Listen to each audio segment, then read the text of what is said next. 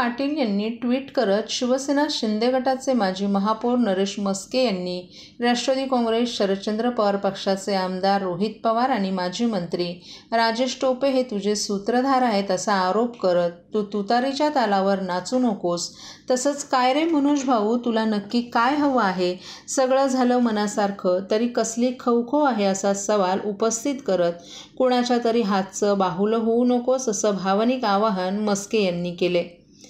म्हस्के यांनी मुख्यमंत्री एकनाथ शिंदे साहेबांनीच दिलं ना रे मराठा आरक्षण, तुम्हाला मग आता कसली मळमळ, कसला त्रागा तुला असा प्रश्नही पुढे उपस्थित केलाय. याशिवाय म्हस्के यांनी मी पण एक मराठाच आहे, आरक्षणाचं महत्त्व जाणतो, तो मात्र हल्ली समाज सोडून त्यात राजकारण आणतोस असाही आरोप केलाय. तर लोक म्हणतात रोहित पवार राजेश टोपे तुझे सूत्रधार आहेत, परंतु लाखो मराठ्यांच्या विश्वासाला तू घातलास लबाडीचा हार असं नमूद करत म्हस्के यांनी आज जो आहेस तो लोकांमुळेच आहेस हे विसरू नकोस, तू मराठ्यांच्या आंदोलनाचा सामान्यातला चेहरा, तू समाजासाठी उभा राहिलास, त्यांच्यासाठीच लढ, तुतारीच्या तालावर नाचलास तर उन्मळेल विश्वासाचा वड, राजकारण करून आंदोलनकाचा विस्फोट करू नकोस, कुणी दिले आरक्षण लक्षात ठेव, कुणाच्या तरी हातचं बाहुलं होऊ नकोस असं म्हस्के यांनी यात नमूद केले.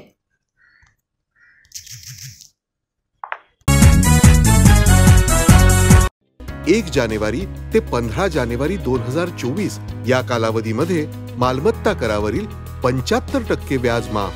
त्याचप्रमाणे 16 जानेवारी ते 31 जानेवारी 2024 या कालावधीमध्ये मालमत्ता करावरील 50% व्याज माफ. तरी सदर व्याज माफीच्या अभय योजनेचा ठाणेकर करदात्यांनी लाभ घ्यावा. महानगरपालिकेच्या कोणत्याही संकलन केंद्रावर कर भरण्याची सोय आहे. ATM, डेबिट, क्रेडिट कार्डद्वारे कर भरण्याची सुविधा उपलब्ध करून देण्यात आली आहे. सोमवार ते शनिवार या दरम्यान सकाळी 10:30 ते सायंकाळी 5 वाजेपर्यंत संकलन केंद्राची वेळ असून करदात्यांच्या सोयीसाठी रविवारी संकलन केंद्र सकाळी 10:30 ते दुपारी 1:30 वाजेपर्यंत सुरू ठेवण्यात येत आहेत. यासोबतच ठाणे महानगरपालिकेच्या propertytax.thanecity.gov.in या संकेतस्थळावर ऑनलाईन पद्धतीने मालमत्ता कर भरण्याची सुविधा उपलब्ध करून देण्यात आली आहे. तसेच गुगल पे, फोन पे, पेटीएम आणि भीम ॲपद्वारे आपला कर सुलभतेने जमा करू शकता. ठाणे महापालिका क्षेत्रातील सर्व करदात्यांना विनंती आहे की आपण या व्याजमाफी अभय योजनेचा जरूर लाभ घ्या आणि आपला मालमत्ता कर लवकरात लवकर महापालिकेमध्ये जमा करून महापालिकेस सहकार्य करा. धन्यवाद. महाखनिज वाळू उत्खनन आणि खरेदी विक्री योजनेअंतर्गत ठेकेदाराकडून मर्जीतल्या खरेदीदारांची ओळखपत्र बनवून 90% उपसलेली वाळू ही त्यांनाच विकली जाते. इतकंच नव्हे तर वजनात फेरफार करून रोज सुमारे 200 ब्रास रेती चोरून अंदाजे 7 लाखांपेक्षा जास्त विक्री केली जाते असा आरोप आमदार प्रताप सरनाईक यांनी केला आहे. ओळा माजिवडा विधानसभा मतदारसंघातील गायमुख या ठिकाणी महाराष्ट्र राज्य प्रशासनातर्फे महाखनिज वाळू उत्खनन आणि खरेदी विक्री या योजनेअंतर्गत तेथील स्थानिक सर्वसामान्य नागरिकांसाठी वाळू उत्खनन व खरेदी विक्री करण्यात येते. वाळू उत्खनन आणि खरेदी विक्री करण्याकरिता शासनातर्फे टेंडर काढण्यात आला असून त्याचा ठेका देण्यात आला आहे. मात्र ठेकेदाराच्या मनमानी कारभारामुळे आणि भ्रष्टाचारामुळे या योजनेचा सर्वसामान्य जनतेला काहीच उपयोग होत नसल्याचं आमदार प्रताप सरनाईक यांनी निदर्शनास आणले. त्यांनी केलेल्या आरोपानुसार या योजनेतून वाळू ऑनलाईन खरेदीसाठी ओळखपत्र बनवून देण्यात आले आहेत. मात्र त्याचा फायदा ठेकेदारांच्या ओळखीच्या काही ठराविक लोकांची ओळखपत्र बनवून त्यांचेच ट्रक तिथे सकाळ, दुपार आणि रात्रीचे वाळू खरेदी आणि विक्री करत आहेत. तसंच दिवसाला वाळू उत्खनन करून उपसलेली 90% वाळू ही जवळपास त्याच ओळखपत्र धारकांना दिली जाते.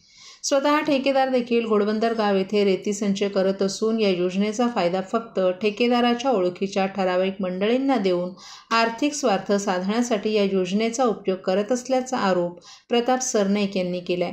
तसंच ट्रकमध्ये कमी वाळू भरून वजन काट्यावर वजन करून नंतर पुन्हा अधिकची वाळू भरली जाते.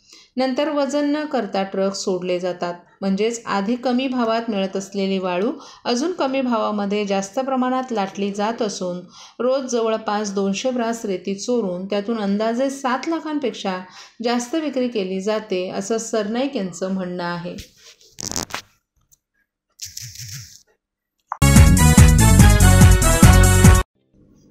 जिल्हा निवडणूक कार्यालयाकडून आगामी लोकसभा सार्वत्रिक निवडणुकीच्या पार्श्वभूमीवर मतदान प्रक्रियेत मतदारांचा सहभाग वाढवण्यासाठी स्वीप अंतर्गत मतदार जागृतीकरिता विविध उपक्रम राबवण्यात येत आहेत. या अनुषंगानं मागील लोकसभा निवडणुकीत कमी टक्केवारी असलेल्या मतदान केंद्रांवर मतदानाची टक्केवारी वाढवण्याच्या दृष्टीनं अधिक लक्ष देऊन प्रयत्न करावेत, अशा सूचना जिल्हाधिकारी तथा जिल्हा निवडणूक अधिकारी अशोक शृंगार यांनी जिल्हा स्वीप नोडल अधिकारी यांना बैठकीमध्ये दिल्या आहेत. स्वीप कार्यक्रमाअंतर्गत थेट शेवटच्या मतदारापर्यंत पोहोचता येईल असे उपक्रम आयोजित करावेत. शालेय विद्यार्थ्यांच्या माध्यमातून खेडोपाडी मतदार जागरूकता मोहीम राबवावी. दिव्यांग तृतीयपंथी मतदारांकरिता विशेष प्रयत्न करावेत. नवमतदारांकरिता विविध उपक्रम राबवावेत, अशा सूचनाही त्यांनी दिल्या आहेत. ठाणे जिल्ह्यातील भिवंडी लोकसभा मतदारसंघाकरिता भिवंडी निजामपूर महानगरपालिका अतिरिक्त आयुक्त विठ्ठल डाके, कल्याण लोकसभा मतदारसंघाकरिता कल्याण डोंबिवली महानगरपालिका अतिरिक्त आयुक्त मंगेश चितळे, ठाणे लोकसभा मतदारसंघाकरिता ठाणे महानगरपालिका अतिरिक्त आयुक्त संदीप माळवी या अधिकाऱ्यांची स्वीप नोडल अधिकारी म्हणून नियुक्ती करण्यात आली असल्याची माहिती ठाणे उपजिल्हा निवडणूक अधिकारी अर्चना कदम यांनी दिली आहे. TJSB सौर शक्ती कर्ज गो ग्रीन, करा वीज बिलावर बचत. आकर्षक व्याजदर, 84 महिने परतफेड कालावधी, 80% लोन, व्यावसायिक आणि उद्योजकांकरता सुद्धा.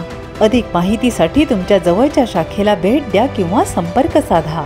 1800-223-466 आणि 1800-266-3466.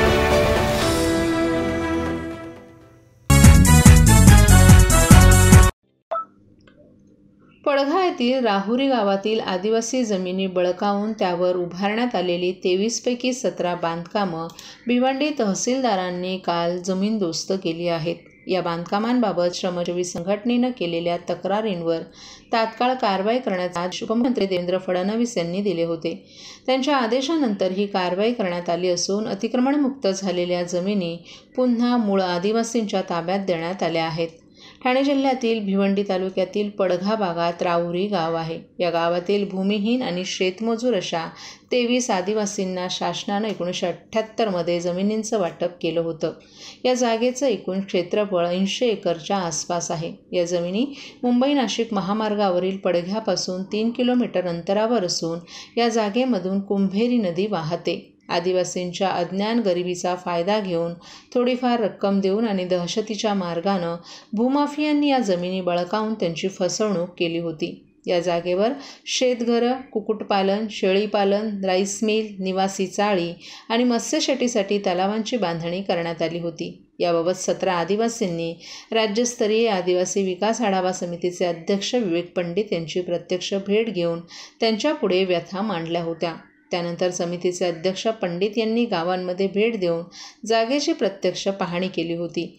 ही बाब त्यांनी निदर्शनास आणून देताच उपमुख्यमंत्री देवेंद्र फडणवीस यांनी या प्रकरणी तातडीनं कारवाई करण्याचे आदेश दिले होते. यानुसार भिवंडी तहसीलदार अभिजित खोले यांनी काल पोलीस बंदोबस्तात येथील 16 बेकायदा बांधकामांवर कारवाई केली. यामध्ये शेतघरे, कुक्कुटपालन, शेळीपालन, राईस मिल, निवासी चाळींचा समावेश असल्याची माहिती श्रमजीवी संघटनेचे सरचिटणीस बाळाराम भोईर यांनी दिली आहे. पडघा येथील राहुरी गावातील आदिवासी जमिनी बळकावून त्यावर बेकायदा बांधकामं करण्यात आलं होतं. ही बेकायदा बांधकामं हटवून 17 आदिवासींना त्यांच्या जमिनींचा ताबा देण्यात आला आहे. उर्वरित 6 आदिवासी जमीन मालकांचा शोध घेऊन त्या जमिनींवरील बांधकामं हटवण्याची कारवाई लवकरच करण्यात येणार आहे. 1978 साली 23 आदिवासी कुटुंबांना, भूमिहीनांना जमिनी या ठिकाणी भिवंडी तालुक्यामध्ये दिल्या गेल्या आणि या जमिनी गेले 46 वर्ष त्यांच्या कब्जे वहिवाटीमध्ये नव्हत्या. इथल्या धनाढ्य लोकांनी आपल्या धनशक्तीच्या आणि दंडशक्तीच्या बळावर या जमिनी हिसकावून घेतल्या होत्या.